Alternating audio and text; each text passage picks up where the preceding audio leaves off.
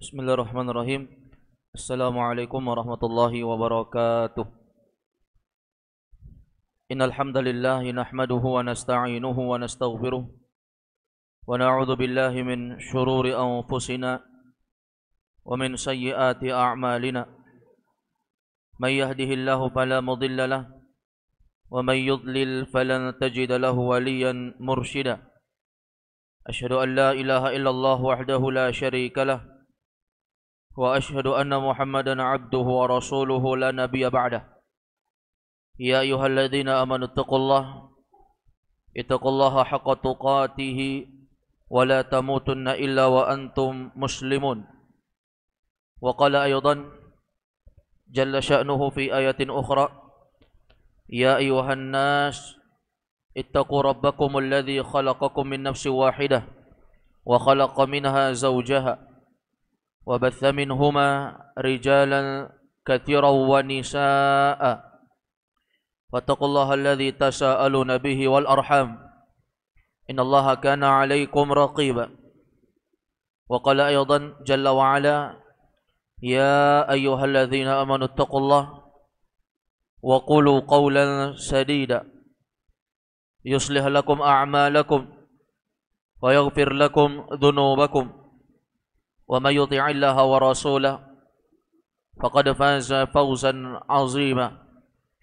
Fa inna asdaqal hadithi kitabullah wa khairal huda Muhammadin sallallahu alaihi wasallam wa syarral umuri muhdatsatuha fa inna kulla muhdatsatin bid'ah wa kulla bid'atin dhalalah wa kullu dhalalatin finnar. A'adzani Allah wa iyyakum minan nar. Ma'asyiral muslimin wal muslimat, al-ikhwah wal akhwat, a'azzakumullah. Kita lanjutkan pembahasan kita di malam ini, di pertemuan kita yang ke-11 di malam ini, membahas kitab Al-Mulakhasu fi Syarhi Kitab Tauhid, ringkasan dari penjelasan Kitab Tauhid, dari kitab yang dikarang oleh Profesor Dr. Saleh bin Fauzan bin Abdullah Al-Fauzan hafizahullahu ta'ala wa ra'ahu. Di malam ini kita masuk di halaman ke-25 dari buku cetakan Dar Ibnul Jauzi atau cetakan Dar Al-Asimah.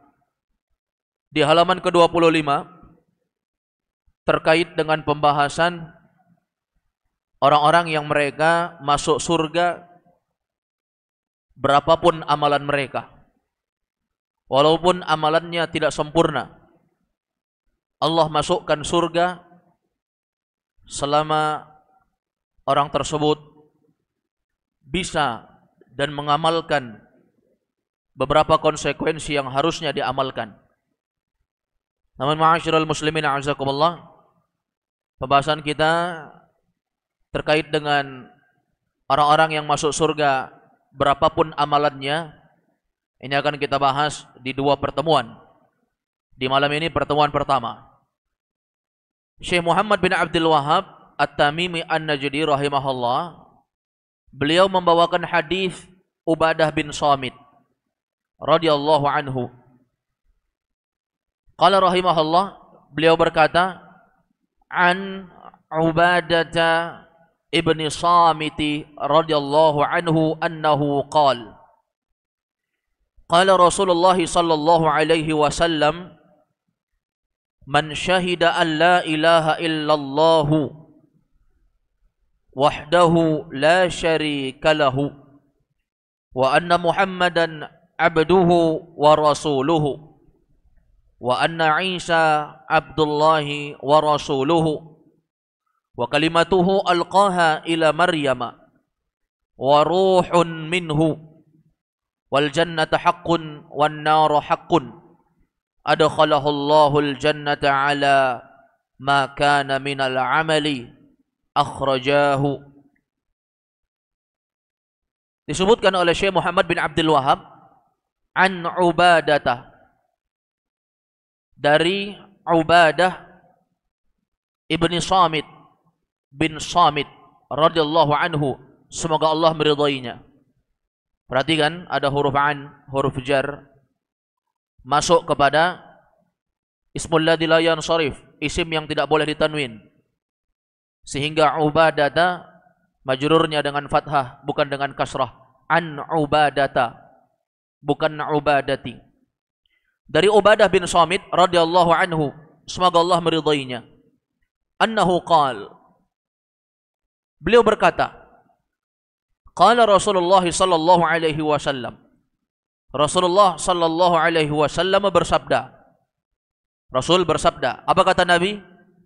Man syahida an la ilaha illallah wahdahu la syarikalah, siapa saja syahida, yang bersaksi alla ilaha illallah, bahwa tidak ada sesembahan yang berhak disembah illallahu, kecuali hanya Allah, wahdahu, semata, la syarikalah, tidak ada sekutu bagi Allah, lahu, baginya, maksudnya bagi Allah, tidak ada sekutu, lahu, bagi Allah, wa anna Muhammadan abduhu wa rasuluhu, dan bahwasanya Muhammad itu adalah hambanya, wa rasuluhu, dan rasulnya. Coba lihat, ini kalimat adalah ikrar. Siapa yang bersaksi bahwa tidak ada sesembahan yang berhak disembah kecuali Allah semata, wahdahu, semata, la syarikalah, tidak ada sekutu baginya, wa anna Muhammadan abduhu wa rasuluhu, bahwa Muhammad itu adalah hambanya. Muhammad adalah hambanya. Hamba siapa? Allah subhanahu wa ta'ala. Ini bantahan bagi orang-orang yang mengatakan Nabi Muhammad sallallahu alaihi wasallam itu adalah Rabb yang berhak untuk disembah. Ini tentunya keliru.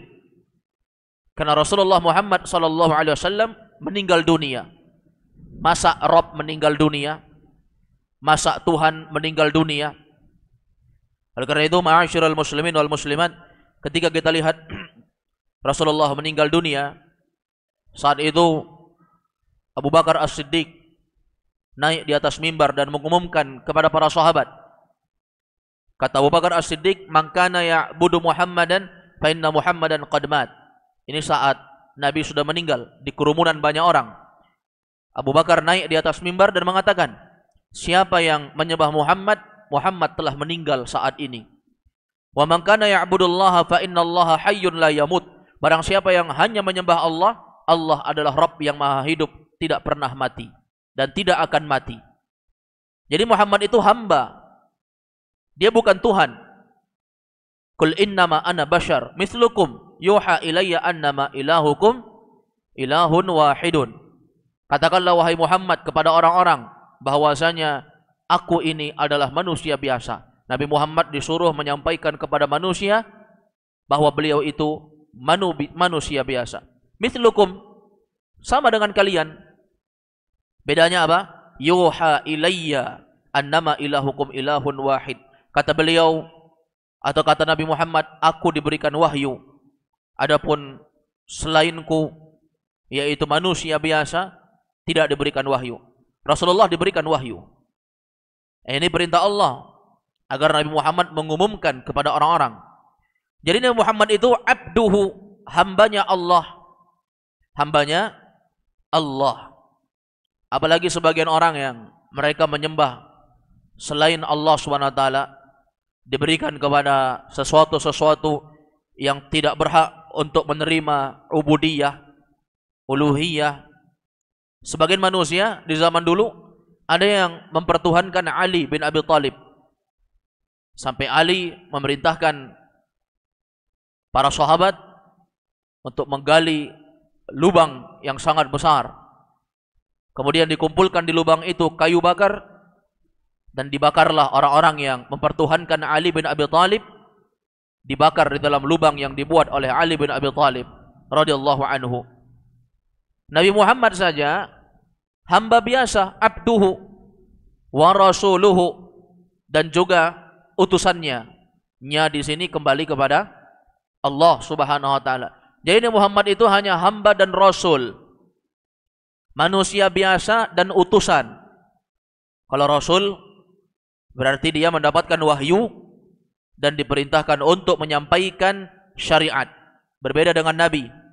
Kalau nabi, Allah berikan kepadanya wahyu, tetapi tidak dibebankan untuk menyampaikan apa yang diwahyukan. Ini ma'asyiral muslimin wal muslimat a'azakumullah. Jadi Nabi Muhammad itu hamba dan rasul, manusia biasa, sama dengan kita. Bedanya hanya masalah wahyu saja. Wa anna Isa abdullahi wa rasuluhu, bahwasanya Isa, Nabi Isa itu Abdullah wa rasuluhu, dia adalah hamba Allah dan rasulnya Allah. Yang pertama, ikrarnya, siapa yang bersaksi bahwa tidak ada yang berhak disembah kecuali hanya Allah.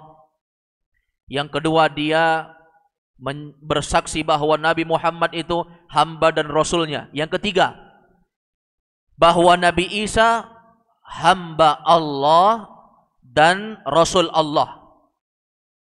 Persaksian tentang Nabi Isa alaihissalam. Jadi Nabi Isa itu juga abdun. Dia adalah abdun, hamba, Abdullah, hambanya Allah. Jadi Nabi Isa itu bukan anak Allah, sebagaimana orang-orang Nasrani mengatakan Isa ibnullah. Nabi Isa itu anaknya Allah. Oleh karena itu mereka memiliki Tuhan anak.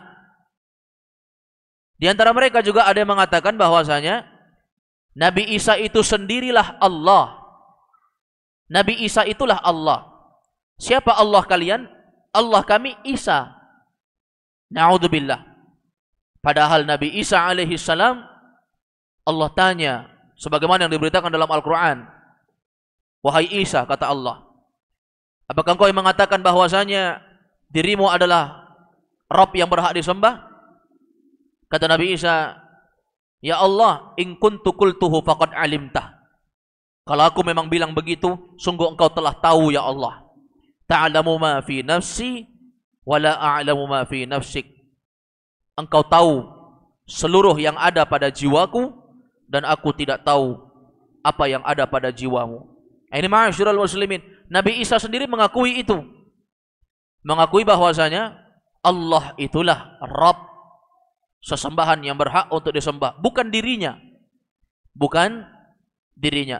Dan di dalam Injil, Allah turunkan Injil kepada Nabi Isa bukan semerta Nabi Isa mengajak untuk menyembah dirinya, bukan. Tetapi dijelaskan di sana akan datang seorang rasul yang akan datang di akhir zaman, penutup para nabi, dan dia adalah hamba Allah dan rasulnya Muhammad sallallahu alaihi wasallam. Bahkan Nabi Isa mengatakan demikian. Akan datang rasul Nabi Muhammad sallallahu alaihi wasallam bahwa dirinya yaitu hamba. Nabi Isa hanyalah seorang hamba, bukan Allah itu sendiri, apalagi bukan anak Allah. Kemudian kata beliau, wa kalimatuhu alqaha ila Maryam. Wa kalimatuhu alqaha ila Maryam. Bahwa Nabi Isa adalah kalimat Allah. Wa kalimatuhu, bahwa Nabi Isa adalah kalimat Allah. Alqaha ila Maryam, yang Allah sampaikan kepada Maryam. Jadi Nabi Isa itu kalimat Allah yang Allah sampaikan kepada Maryam. Wa ruhun minhu, dan ruh Nabi Isa itu dari Allah. Minhu yakni min Allah. Wa ruhun minhu, dan rohnya Nabi Isa itu dari Allah. Artinya apa jemaah? Rohnya Nabi Isa itu diciptakan oleh Allah Subhanahu wa ta'ala. Jadi jangan mengatakan Nabi Isa itu Tuhan, apalagi anak Tuhan. Nabi Isa itu Allah, apalagi anaknya Allah. Na'udzubillah. Bahkan Nabi Isa itu rohnya Allah yang menciptakan. Ini keyakinan seorang muslim ketika dia mengenal siapa sosok Nabi Isa yang sebenarnya. Wal jannata haqqun wan nar haqqun. Kemudian setelah itu dia bersaksi wal jannata haqqun, bahwa surga itu benar adanya. Wan nar haqqun, dan neraka itu benar adanya. Coba lihat, ada berapa ini? Yang pertama bersaksi bahwa tidak ada sesembahan yang berhak disembah kecuali Allah, satu. Yang kedua bersaksi bahwa Muhammad adalah hamba dan utusan Allah, dua. Yang ketiga tentang Nabi Isa, bahwa Nabi Isa itu hamba dan Rasul Allah. Hamba dan Rasul Allah. Bahwa Nabi Isa itu adalah kalimat Allah yang Allah sampaikan kepada Maryam. Dan rohnya Nabi Isa itu dari Allah. Rohnya Nabi Isa itu diciptakan oleh Allah subhanahu wa ta'ala. Nah, ini sudah 3. Yang keempat, wal jannata haqqun wan nar haqqun. Dia bersaksi bahwa surga itu benar adanya dan neraka itu benar adanya. Ya, memang surga itu benar adanya. Neraka juga demikian. Dan itu telah Allah cipta, bukan belum dicipta. Siapapun penghuninya bukan urusan kita. Siapa penghuni surga sekarang, Ustaz? Siapa penghuni neraka sekarang, Ustaz? Bukan urusan kita.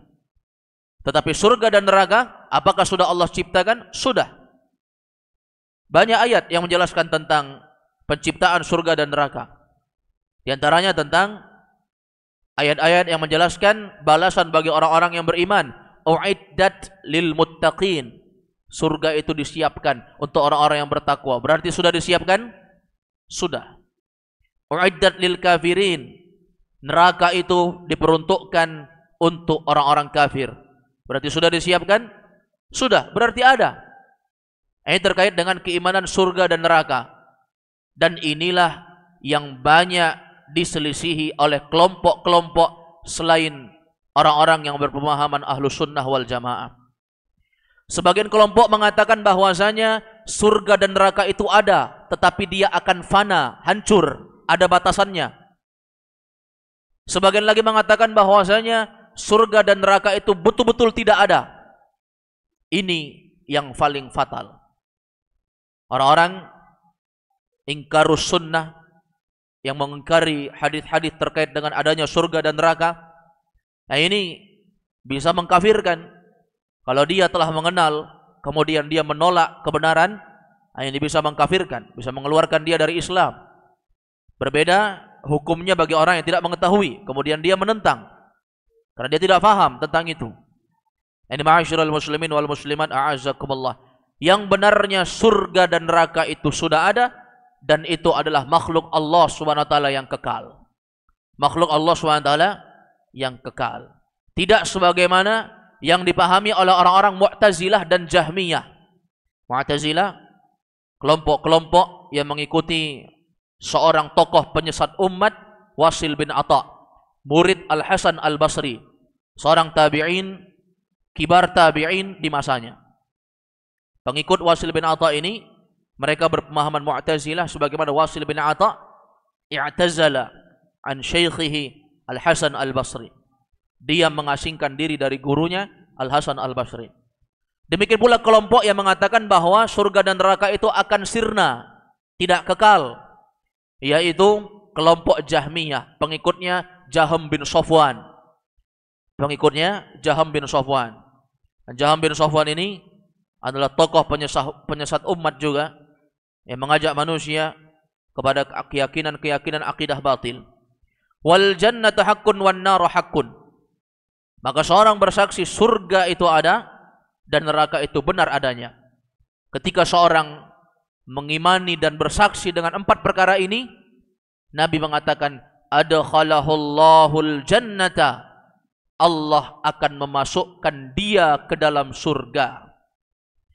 Adkhalahullahul jannata.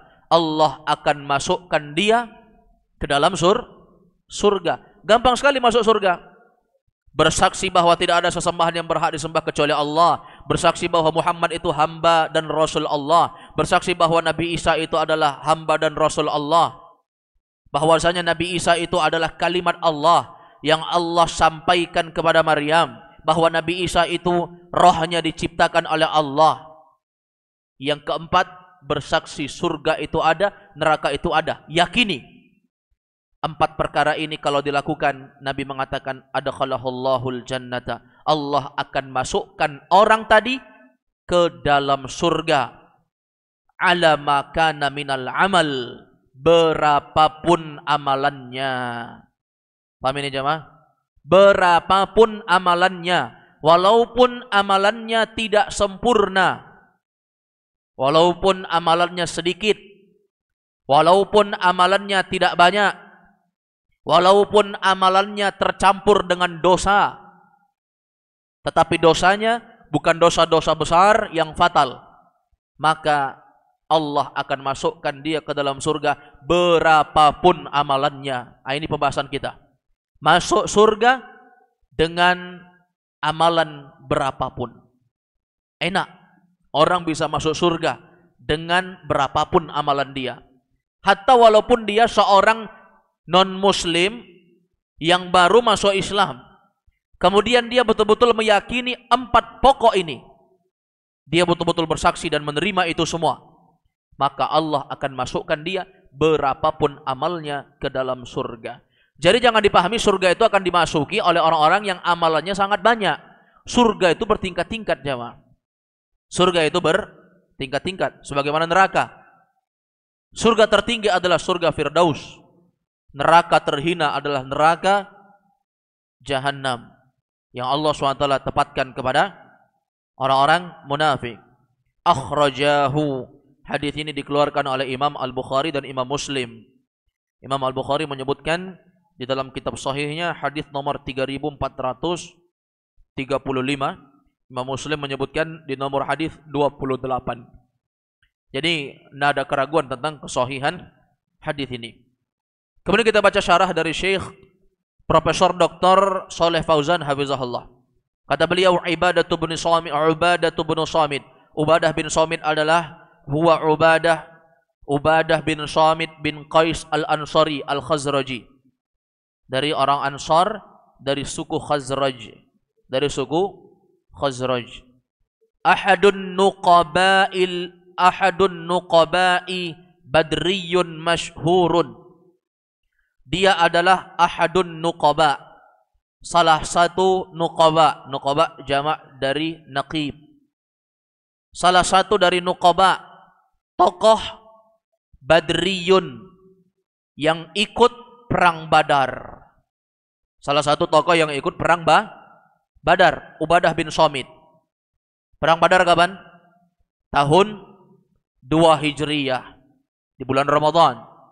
Nah, ini perang Badar yang masyhur. Masyhurun, kata Syekh Shalih Fauzan hafizahullah, bahwasanya Ubadah bin Samit ini adalah seorang sahabat Nabi yang masyhur. Masyhur apa artinya? Syahir, orang yang terkenal. Jadi Ubadah bin Samit ini terkenal di mata siapa? Di mata para penuntut ilmu. Kalau kita belajar ilmu agama, tidak mungkin kita tidak mendengar nama sahabat Ubadah bin Samit. Pernah dengar hadis terkait dengan kewajiban membaca surah Al-Fatihah di dalam salat? Itu hadis riwayat siapa? Bukhari Muslim, dari sahabat Ubadah bin Samit. Makanya kita sering dengar ya, Rasulullah bersabda, la salata liman lam yaqra bi Fatihatil kitab. Tidak ada salat bagi orang yang tidak membaca Al-Fatihah. Itu hadis riwayat Bukhari Muslim dari sahabat Ubadah bin Samit. Jadi orang ini terkenal radhiyallahu anhu. Terkenal di mata penuntut ilmu maksudnya. Terkenal di mata orang-orang yang belajar agama. Terkenal di kalangan orang-orang yang mempelajari sunnah Nabi. Kalau orang yang jauh dari agama, apalagi non-muslim ya, tidak kenal dengan Ubadah bin Samit. Baik. Tuwfiya sanata arba'in wa salasina. Ubadah bin Samit ini tuwfiya, diwafatkan oleh Allah sanata, pada tahun arba'in wa salasin, pada tahun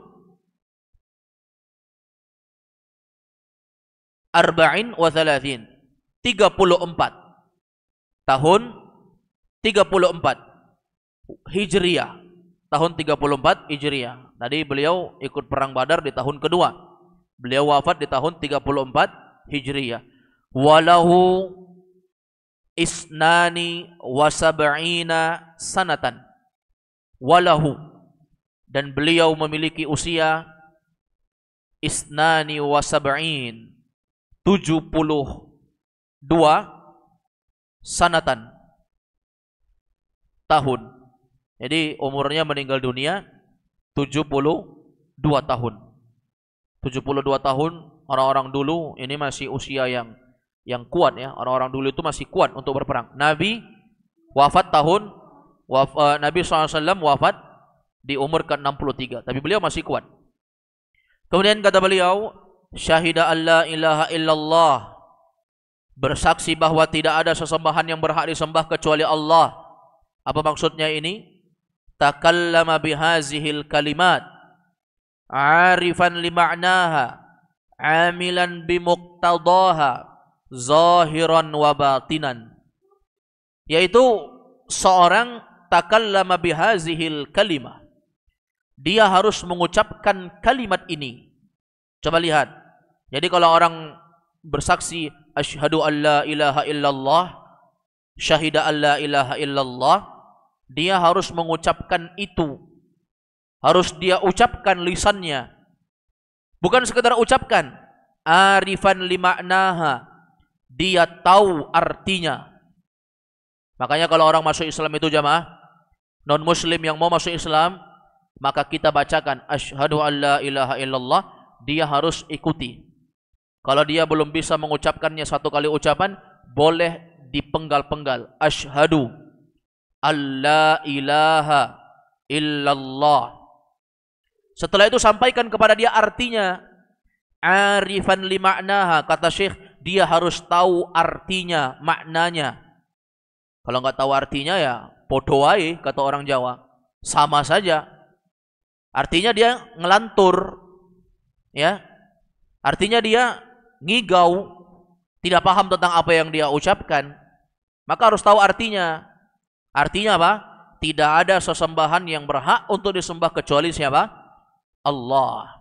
Maka diajarkan juga artinya kalau orang masuk Islam itu supaya dia paham. Amilan limuqtadaha, dia mengamalkan isi-isi yang terkandung di dalam kalimat la ilaha illallah tadi, zahiran wa batinan, baik secara tampak ataupun secara tersembunyi. Secara tampak atau tersembunyi. Jadi kalimat la ilaha illallah itu ada konsekuensinya. Ada rukun-rukunnya. La ilaha illallah itu kunci surga. La ilaha illallah itu kunci surga. Orang masuk surga itu harus mengucapkan la ilaha illallah. Tapi kunci itu ada gerigi-geriginya jamaah. Kunci kalau polos, tidak akan bisa masuk di lubang kunci.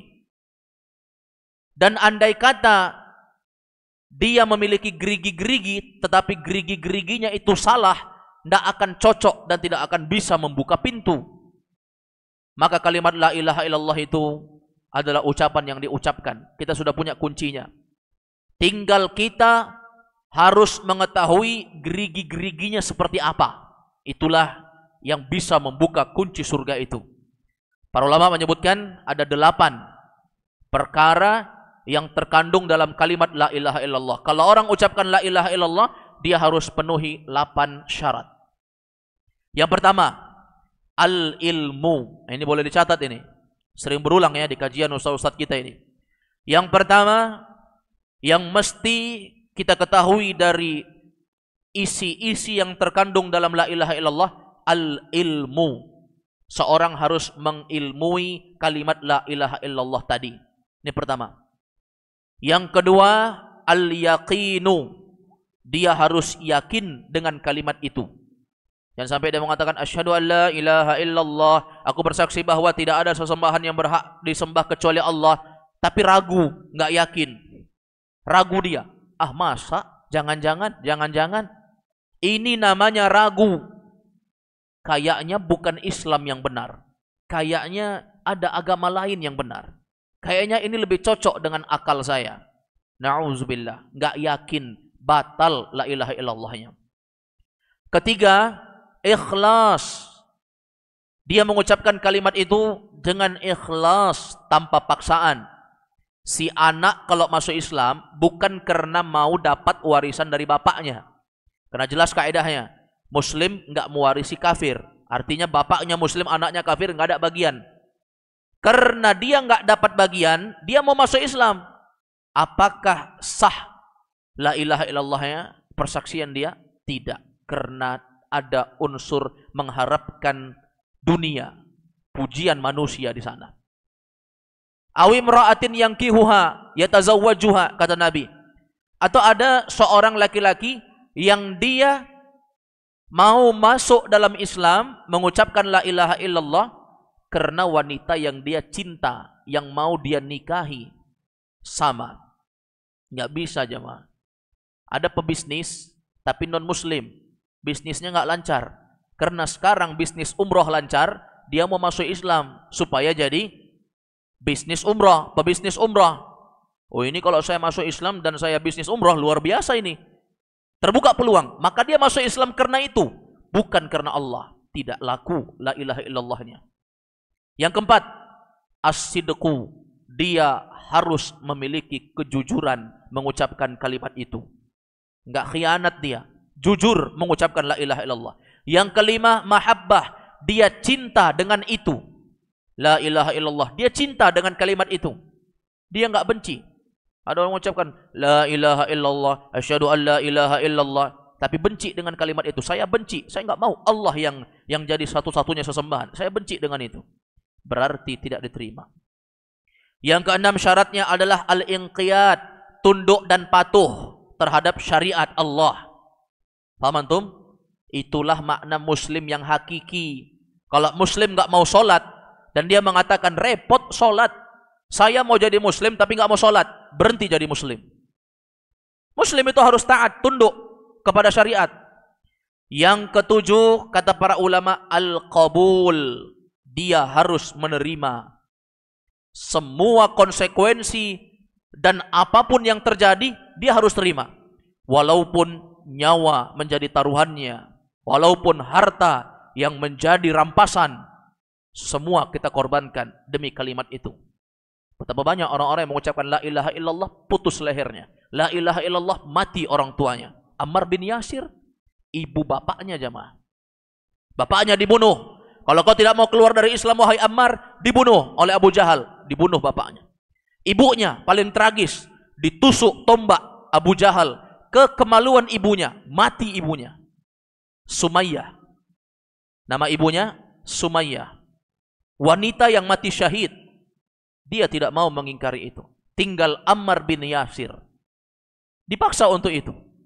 Hari ini jamaah dimuliakan oleh Allah, kita katakan saya mau menerima seluruh konsekuensi kalau saya mengucapkan la ilaha illallah, tidak ada apa-apa. Justru kita dilahirkan dalam keadaan Islam. Alhamdulillah. Kemudian yang terakhir, yang kedelapan, al-kufru bi kulli ma yu'badu min dunillah. Kita mengingkari segala sesuatu yang diibadahi selain Allah Subhanahu wa taala, dari selain Allah Subhanahu wa taala. Ini konsekuensi yang terkandung dalam kalimat la ilaha illallah. Nah, ini pelajari tentang kalimat la ilaha illallah tadi. Amalkan dan kita tunjukkan bahwa kita betul-betul seorang muslim yang hakiki. Kembali kepada kitab. Kata Syekh Shalih Fauzan, la ilaha illallahu, tidak ada sesembahan yang berhak disembah kecuali Allah. Maknanya apa? La ma'buda bihaqqin illallah. Ini kalau ada yang tanya sama kita ya, apa artinya la ilaha illallah? Artinya la ma'buda bihaqqin illallah. Tidak ada sesuatu yang berhak disembah kecuali Allah. Tidak ada yang diibadahi bihaqqin, dengan sebenarnya, kecuali Allah. Wahdahu, semata. Halun muakkidun lil isbat. Ini adalah hal yang menguatkan lil isbat, penetapan. Kalimat la ilaha illallah itu kan ada dua rukun ya. Ada rukun la ilaha, tidak ada sesembahan yang berhak disembah. Ini namanya rukun penafian. Ada namanya illallah, penetapan, namanya isbat. Maka wahdahu, kalimat wahdahu itu adalah hal muakkidun yang menguatkan lil isbat untuk penetapan, yaitu untuk kalimat illallah. Tidak ada sesembahan yang berhak disembah kecuali Allah, illallah wahdah saja, semata. Jadi kalimat semata itu menjadi penguat untuk illallah. La syarikalah, tidak ada sekutu bagi Allah. Ini adalah takkidun lin nafyi, penguat untuk penafian. La syarikalah, tidak ada sesembahan yang berhak disembah kecuali Allah. La syarikalah, tidak ada sekutu bagi Allah. Ini penguat untuk penafian, yaitu la ilaha. Baik, ini jamaah dimuliakan oleh Allah, sesuatu yang bisa kita bahas di pertemuan pertama terkait dengan orang yang masuk Islam, orang yang masuk surga dengan amalannya yang berapapun. Insyaallah kita lanjutkan terkait dengan makna asyhadu anna Muhammadan Rasulullah. Demikian pula tentang Nabi Isa, tentang surga dan neraka kebenarannya, serta makna Allah akan masukkan orang tersebut ke dalam surga berapapun amalannya. Insyaallah taala kita lanjutkan di bagian kedua di pekan berikutnya. Hadza huwa, naktafi bihadzal qadar wa sallallahu wasallama ala nabiyina Muhammad wa ala alihi wa sahbihi wasallam. Subhanakallahumma bihamdik asyhadu an la ilaha illa anta astaghfiruka wa atubu ilaik. Assalamualaikum warahmatullahi wabarakatuh.